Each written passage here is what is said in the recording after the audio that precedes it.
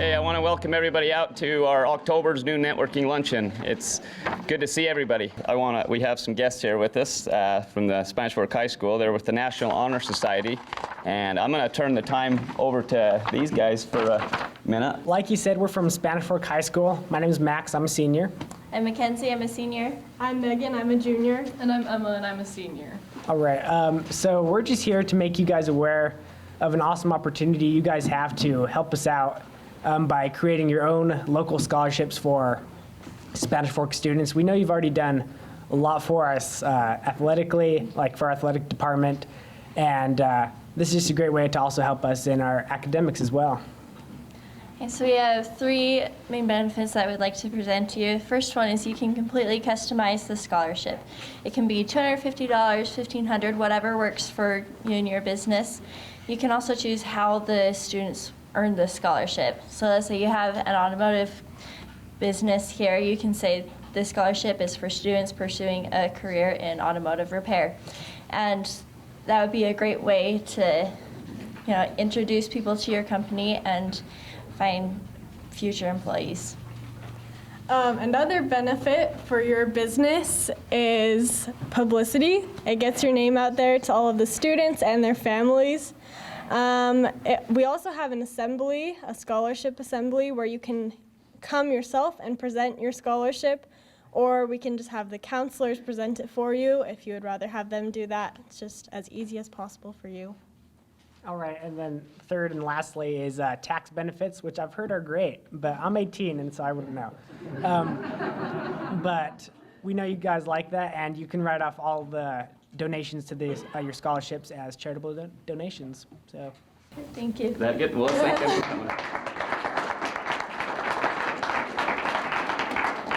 Thank you, everyone, for coming out this afternoon. I'm super excited to introduce Kenny Knight to you. Kenny is a retired service member, former Marine Corps infantryman, former Marine Corps drill instructor, former Army leadership instructor, former Army forward observer. He served combat tours in Panama, Saudi Arabia, and Somalia. He's currently the owner of Rage Fitness and owner of Salute Supplements. He's trained several former Miss Utah's, Miss America, and Miss USA contestants, along with many professional athletes, and has been a friend of mine for 20 years. He's going to speak to us this evening about leadership and a mindset of success. So come on up, Kenny. All right, how y'all doing today? Good. All right, so I know people are expecting me to talk about training, personal training, or the military or whatever, but I'm gonna talk about something different, okay? I wanna talk about something a little bit different. Yes, I went in the Marine Corps at 17. I retired at 37. I opened up a gym called Rage Fitness. I have a supplement company called Salute Supplements, and I'm living my dream life, all right? And I say that just to say this. When your dreams and goals become bigger than your excuses, then that's when you'll be successful, all right? Now, like I said, I'm gonna talk about something different. I wanna talk about Sam. I always tell the story of Sam because I love talking about Sam, okay? Sam grew up poor. And I know we all like stories, right? Most people like stories. I like stories. So Sam grew up real poor, grew up in the ghetto, grew up in a bad neighborhood. They grew up in a house with no running water. They grew up, his mom did the best she could with what she had. They grew up on welfare. He grew up on welfare. When his dad was a womanizer, his dad was an alcoholic. He was in the motorcycle gang, all these things. When, in fact, when his dad would cheat on his mom, he would take Sam with him. And Sam would come home and he'd tell his mom about his adventures over the weekend. And then, of course, his dad would get upset and Sam might get a punch to the stomach or elbow to the forehead or something like that. I know this is a great story, right? Trust me, it's all gonna lead somewhere, all right? When Sam was, because they had no running water, Sam got a wagon for his birthday one year.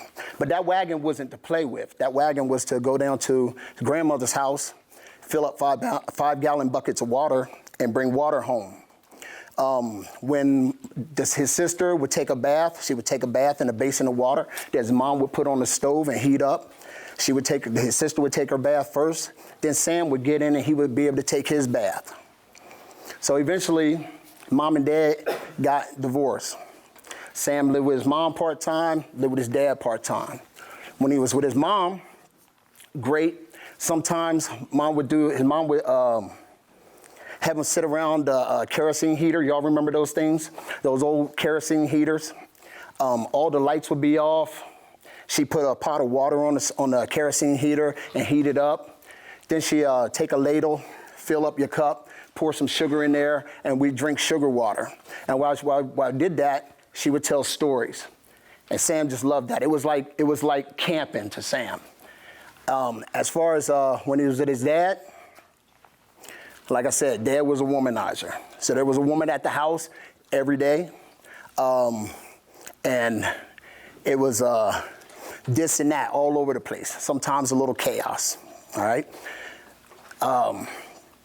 After a while, Sam's dad got in trouble and he had to take off. He went out to Georgia, hid out in Georgia for 11 years. He shot somebody. All right, had to hide out in Georgia for 11 years. Passed the statute of limitations, did he come back and got arrested? That's skipping way ahead. So while that happened, Sam was living with his mom. During this time, his mom was dating. So she would work from 3 p.m. until 9 p.m. So Sam would get himself up from school. He would go to school. When he came home from school, mom would be gone because she'd be going to work. When she got home from work at 9 o'clock, Sam would be out in the streets. So she wouldn't even see Sam. She'd leave him a note and say, hey, there's this and that in the refrigerator. I washed your clothes, so on and so forth. Take care of yourself. I'll see you on the weekend. So all through high school, Sam pretty much raised himself. But that was Sam's life, and Sam was okay with it. But because of this, Sam did some things and got in trouble. He got in a lot of trouble.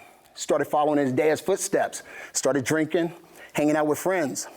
In fact, one time he went and stayed down in Georgia with his dad because he would do that every so often. And while he's standing down there with his dad, got in a big gang fight.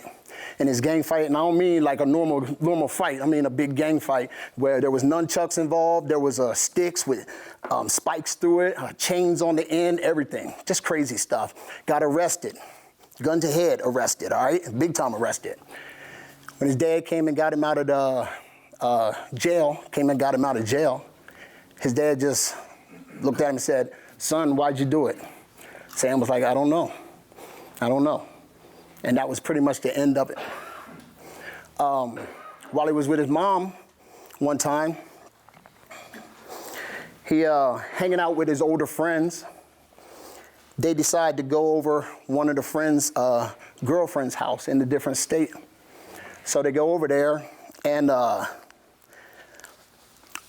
one of the friends, so hanging out with two friends, one of the friends goes in the house.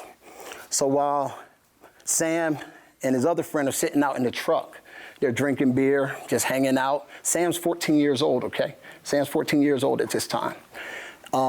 Here's some commotion in the house. So Sam, being as smart as he is, he grabbed a little .25 out of the glove box, and the other friend, he grabs a .38 and goes stand by the front door. Well, his friend was smart. He stood by the front door. Sam was stupid. He stood right in front of the door. He was 14, he didn't know. A little while later, big crash comes through the window. A big crash comes through the window, and glass is flying everywhere. Sam gets cut in his ear. There's blood all in his ear, glass all in his ear. Sorry about that. He's bleeding. His friend wound up having to get 100 and some stitches. I mean, layered on top. It was crazy. By the time they got home, it was about 4 in the morning, and Sam's mom was sitting at the table. Sam's mom said, Sam, what are you going to do with yourself? Sam said, I don't know. He said, but I can tell you this, Mom. And of course, it wasn't like I'm saying it now because Sam wasn't as articulate, I'll say. But Sam said, Mom, if I stay here, I'm going to die young. Said, I want to, or I'm going to wind up in jail and I'm going to be like my dad. Sam's mom said, so what are you going to do, Sam? She said, what do you want to do? He said, I want to join the Marine Corps. This was 14 years old. Sam said, Mom, I want to join the Marine Corps. He said, I want to retire by the time I'm 37. He said, I want to open a gym. I want to have my own gym. And needless to say, that's what happened, all right? Now, I don't know why my mom always called me Sam, so don't ask that question, please. I don't know why she called me Sam. That was just her name for me. And, but, you know, I learned a lot of lessons. I know you're wondering, what does this have to do with leadership? Well, let me tell you what it taught me, because I'm going to tell you some more. When my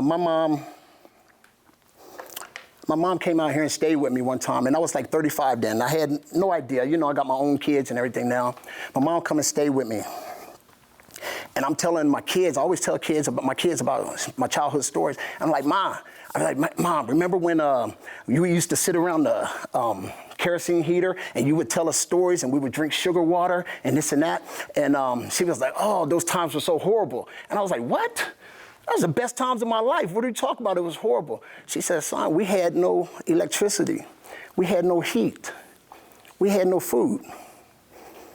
What my mom taught me there was that, well, first of all, she made her hell my heaven. And that taught me a lot, you know. I learned a lot from that. So, you know, you can, however you want to look at things, you can pick up from it what you want to pick up from it. My dad, I told you about how I got arrested in Georgia. Let me tell you the rest of the story. And I'm going to tell you what I learned from it.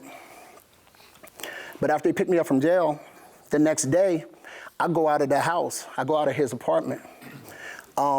The guys that we had got in a fight with the night before, they started coming from around different parts of the buildings. I go back in the house. I tell my dad, Dad, they out here. You know, I ain't want no smoke. I ain't want no trouble from those guys. So my dad said, okay, don't worry about it. He had a .357. My dad was a little crazy. He had a .357. He gave it to me. He had a .44 Magnum. And he said, let's go. And we went out and stood in the middle of the complex with these guns behind our back. And we just walked in a circle. He said, just walk in a circle real slow. And that's what we did. And they never came out. They never came out and attacked us, never did anything. So that problem went away. Now, I know that sounds a little crazy, but let me tell you what it taught me. It taught me, one, when you make decisions, there are consequences. And that consequence of me and him standing out there in the middle of a area like that, that was the consequence of my actions from the night before. Another thing he taught me was this, you know, follow through. Follow through. If you did something stupid, you know, follow through with it or whatever, face the consequences, just face it, you know, good or bad, because that's the good thing about a leader. That's the thing about a leader. Leaders have to make those unpopular decisions. Another thing that it taught me was this. He knew that I was following his example. He knew that I was following his example. That's why he never even said anything to me. And because of that, that's probably why he had my back. Now, then he talked to me afterwards, of course, but he had my back in the meantime, and then, you know, he talked to me afterwards about all these things I had done. Years later, I had a good relationship with my mom and my dad. They're both gone now, though. But years later, I get a call from my dad, because we talk all the time. And we would talk all the time, and he's like, what you doing tonight, man? I was like, just hanging out with the wifey, hanging out with the kids. We're gonna eat some pizza, watch a scary movie, just kick back. And he was like, I'm proud of you, man. I was like, why? And he was like, because you're nothing like me. I was like, Dad, you don't understand. I'm exactly like you. Every day is a battle. Every day is a battle. And I didn't tell you, that's why my first marriage didn't last, because I was just like my dad. But every day is a battle, or was a battle, trying not to be like him. And I'm gonna say this, and I'm gonna leave you with this. I made a decision I made a decision not to be like my dad. And that's why I told him, I am just like you, but I'm trying not to be like you. I don't want to be like you. I love you to death, but don't want to be like you. I made a decision. When you want something bad enough, you'll make it happen. When you don't, you'll make an excuse. And I'll leave you with that. Thank you.